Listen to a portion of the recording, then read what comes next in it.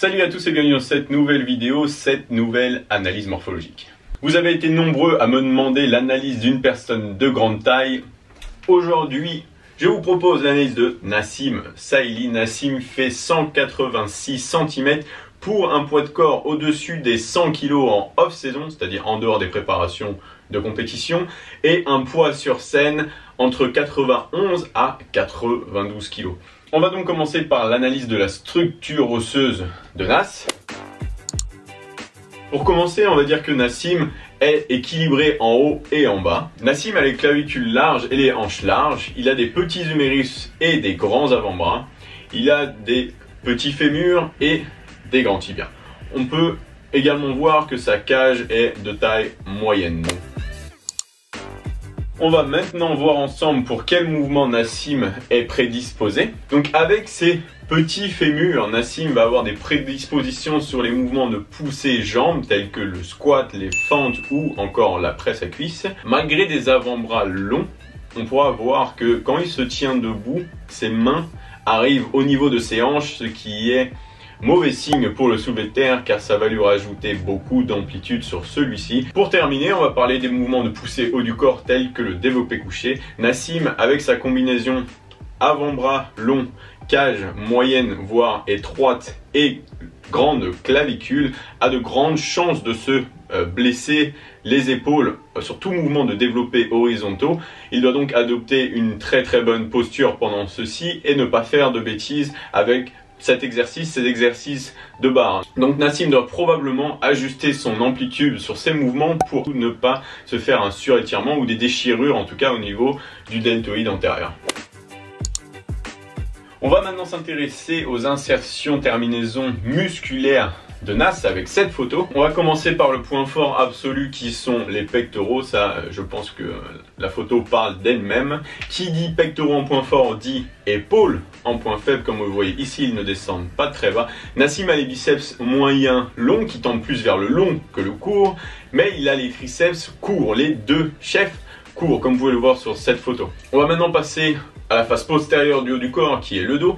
Nassim a les trapèzes moyens, donc ceux du bas court, pendant qu'il a les trapèzes supérieurs, comme vous voyez sur cette photo, relativement longs. Il a des grands dorsaux très longs qui descendent très bas, presque au niveau de ses hanches. Donc c'est un gros point fort génétique. On va terminer par ses avant-bras, qui est un cas un peu particulier. Nassim a le long supinateur qui descend relativement bas, comme vous pouvez le voir sur cette photo, mais son os de l'avant-bras est très long. Et comparé à son os, donc l'humérus, celui du bras, où il y a le biceps et le triceps qui est court, il a un gros rendu sur son biceps, ce qui lui donne un rendu fin sur son avant-bras. Donc même s'il a de gros avant-bras, à cause de son humérus court et de son long biceps, ça lui donne cet aspect un peu fin. Il y peut rien. On va maintenant passer au bas du corps de Nas. Nassim a les quadriceps en point faible. Je m'explique. Son droit antérieur et son vaste externe sont courts pendant que son vaste interne est long.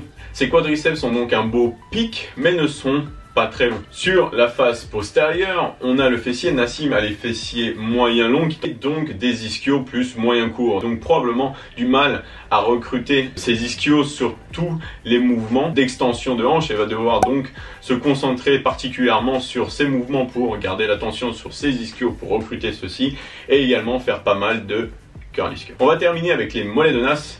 Les mollets de Nas qui sont moyens court. On a toujours ce facteur longue extrémité, donc son tibia est très long, combiné avec un mollet court, ça nous donne un aspect très fin et une fois de plus c'est un facteur génétique qui ne peut pas y faire grand chose, même s'il les travaille beaucoup, il n'y a pas beaucoup de potentiel de développement. Bah je vous l'avais dit les gars, hein, les mollets, voilà, c'est pas de ma faute, c'est lui, enfin c'est pas moi qui vous l'ai dit, c'est Lucas qui l'a confirmé, donc merci Lucas. Énorme tibia, insertion, bon, c'est pas les meilleurs du monde, voilà, c'est le jeu, hein, donc arrêtez de me faire chier. Donc on va maintenant répondre à la question de la vidéo, est-ce que Nassim a une bonne génétique pour la musculation / le bodybuilding?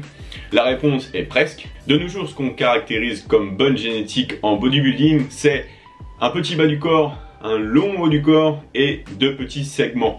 Pourquoi? Vous l'avez compris après avoir visionné cette vidéo, plus les segments sont petits, plus vous aurez un rendu musclé. Donc forcément, quand vous avez des petits fémurs, vos jambes sont énormes. Quand vous avez de petits bras, slash humérus avant-bras, vous avez des bras énormes.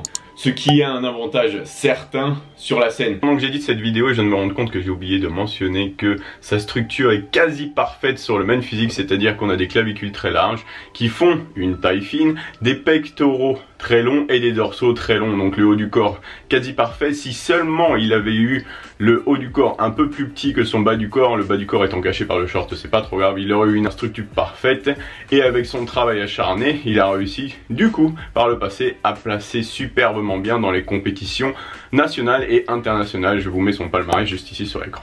Alors on continue avec. Vous l'avez bien compris maintenant, après avoir vu toutes ces analyses, il faut mettre un peu plus de volume sur nos points faibles que nos points forts, surtout de se concentrer un peu plus sur ces mouvements. Il s'agit donc de combiner le volume d'entraînement à la qualité que vous devez de toute façon avoir dans toutes vos répétitions pour rattraper ces points faibles. La conclusion est que vous pouvez bourriner pour vos points forts, ce n'est pas un problème, mais pour les points faibles, il va vraiment falloir s'appliquer et mettre suffisamment de volume sur ceci pour équilibrer votre physique. Voilà, j'espère que cette analyse que vous avez pu apprendre quelque chose grâce à celle-ci. Je vous rappelle que ces analyses sont là pour que vous puissiez vous identifier. Si jamais vous avez les pectoraux longs, cette vidéo était pour vous. Si jamais vous avez les fessiers longs, cette vidéo était également pour vous. Si jamais vous ne vous reconnaissez pas en Nassim, je vous invite à aller visionner les autres analyses que j'ai réalisées sur la chaîne. La playlist sera à la fin de sa vidéo et également en description. Cette série a pour but que vous puissiez vraiment avoir toutes les infos nécessaires pour pouvoir vous analyser et orienter votre training de la meilleure des façons. Une fois de plus, merci à tous d'avoir visionné cette vidéo. Je vous donne rendez-vous pour une prochaine vidéo sur la chaîne. N'oubliez pas de déposer un commentaire, me dire si vous avez aimé la vidéo, déposer un like sur la vidéo si jamais c'est le cas et abonnez-vous à la chaîne pour qu'on se voit bientôt. Allez, stop.